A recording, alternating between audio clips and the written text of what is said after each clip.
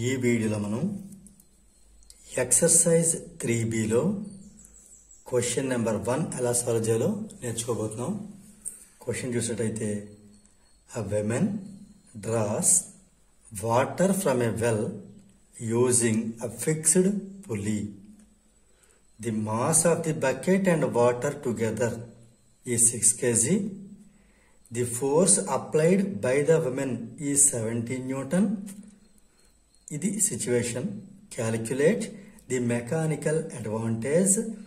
Take G equal to 10 metre per second square లేదా 10 metre into S⁻².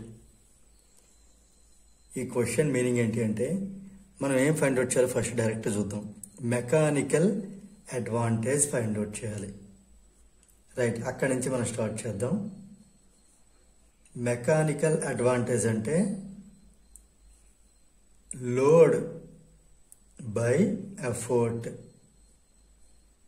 ఇది మీరు MALE male అలా గుర్తుపెట్టుకోండి, గుర్తుంచుకోవడం చెప్తాను. అయితే ఇప్పుడు ఈ వీడు లాగేటటువంటి బకెట్, ఆ బకెట్తో వాటరు ఇదంతా కలిపి లోడ్ అవుతుంది. ఎంత లోడ్ అది? 6 kg. కానీ ఇక్కడ మనకి ఆల్రెడీ ఈవిడ అప్లై చేసేటువంటి ఫోర్స్ ఉంది కదా, the force applied by the women, అది 70 న్యూటన్. ఇది ఎఫర్ట్ ఇండికేట్ చేస్తుంది. ఇక్కడ మనం రాసినట్టయితే గివెన్ ఇచ్చిన వాల్యూస్ ఏంటంటే ఈ బకెట్ ని ఈ వాటర్ ని కలిపి పైకి లాగడానికి ఆవిడ అప్లై చేసినటువంటి ఫోర్స్ అంటే ఆవిడ ఎఫర్ట్ 70 న్యూటన్. ఎఫర్ట్ ఈ 70 న్యూటన్. ఇప్పుడు లోడ్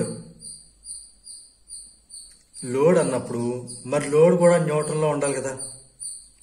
లోడ్ ఆల్సో ఇన్ న్యూటన్లో ఉండాలి కదా. అయితే లోడ్ L.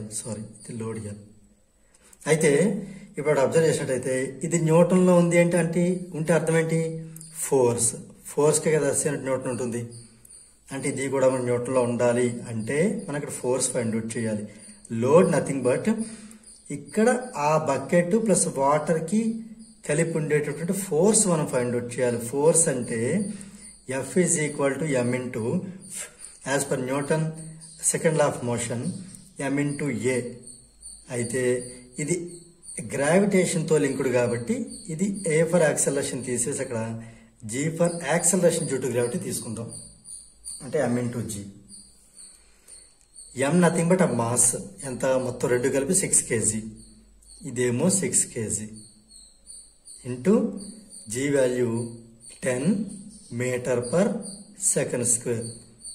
ముందు వాల్యూస్ మల్టిప్లై చేద్దాం. 6 10 60 kg metre per second square.